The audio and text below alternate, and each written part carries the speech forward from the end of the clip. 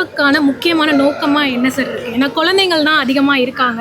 So அவங்களுக்கு என்ன விஷயம் வந்து இதன் மூலியமா சென்றடையும் நினைக்கிறீங்க? எந்த விஷயமா இருந்தாலும் குழந்தைங்கிட்ட இருந்தாமல் அதை கொண்டு போகணும்னு நாங்கள் ஆசைப்படுறோம். நாங்கள் அது வந்து வகுப்பில் வந்து நம்ம பாடம் நடத்தும் போதோடு நிறுத்தி விடாமல் பாடம் நடத்தும் போது அந்த குழந்தைங்க உள்வாங்குவதை காட்டிலும் இது போன்ற ஒரு ப்ராக்டிக்கலாக ஒரு இடத்துக்கு நேரடியாக சென்று பார்க்கும்போது தான் விடுமுறை நாட்கள் 2 நாட்கள் மட்டும் நம்முடைய கிராமத்துக்கு போயிட்டு வந்தால் மட்டும் நம்ம யாருங்கிறத நம்ம தெரிஞ்சுக்க முடியாது.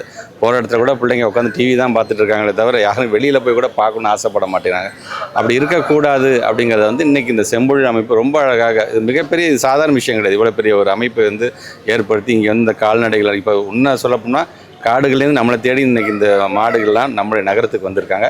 அட்லீஸ்ட் இப்போனாச்சும் வந்து பாருங்கள் எப்படிப்பட்ட வகையான மாடுகள்லாம் இருக்கின்றது, எப்படிப்பட்ட இசைக்கருவிகள்லாம் ஒரு காலத்தில் வாசிக்கப்பட்டிருக்கு. ஏன்னா இன்றைக்கி நம்முடைய சகோதரர் மணி அவர்கள் வந்து இங்கே காமிச்சது ஒரு மாதத்துக்கு முன்னாடி நாகப்பட்டினம் மாவட்டத்தில் ஒவ்வொரு இசைக்கருவியும் வாசி காமிச்சதுலேருந்து மூக்கால் வாசிக்கக்கூடிய இசைக்கருவிலேருந்து வாயால் வாசிக்கக்கூடிய இசைக்கருவிலேருந்து ஒவ்வொன்றும் ஒரு காட்டுக்கு போகும்பொழுது ஒவ்வொரு சவுண்டு எப்படி டினோட் பண்ணுது மற்ற அனிமல்ஸ்கிட்டேருந்துங்கிறது முதற்கொண்டு ரொம்ப அழகாக இருக்கிறதெல்லாம்.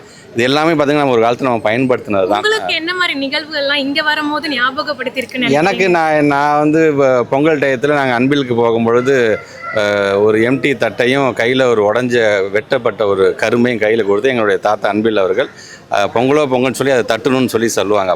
அப்போ அதை நாங்கள் செஞ்சு பெரியவர் வீட்டில் பெரியவர் சொல்கிறாரு நாங்கள் செஞ்சோம். பட் நீங்கள் அந்த பழக்கமாக இருக்காதுன்னு கூட தெரில, கரும்பு சாப்பிட்றதே மறந்துட்டோம். அந்த மாதிரியான நிலைமைக்கு நம்ம போயிட்டோம் அன்றைக்கி நம்ம.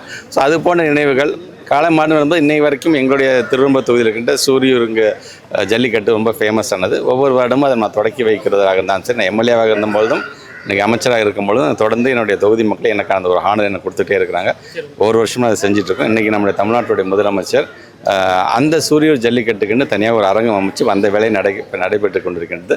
ஜனவரி மாதம் அந்த புது ஜல்லிக்கட்டு ஸ்டேடியத்தில் அதை நாங்கள் ஆரம்பிக்க காரணம். இது வருஷம் நடத்துகிற ஒரு ஐடியா இருக்கா? நல்ல விஷயமா இது. ஆக்சுவலாக அது பண்ணணும், அந்த அமைப்பு தான் அதை செய்யணும்.